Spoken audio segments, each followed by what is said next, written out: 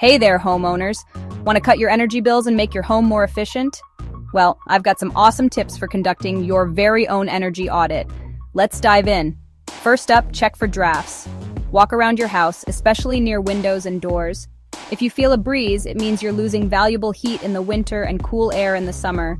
Seal those gaps with weather stripping or caulk. Easy fix, big savings. Next, let's talk insulation. Head up to your attic and make sure it's properly insulated. If the insulation is below or level with the floor joists, you might need more.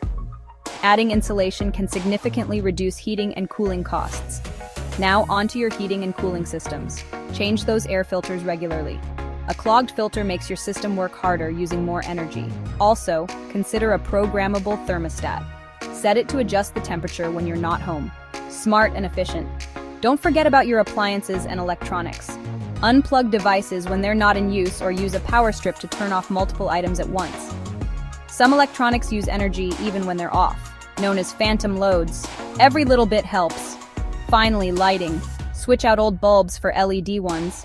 They use less energy and last much longer. Also, take advantage of natural light during the day. Open those curtains and let the sunshine in.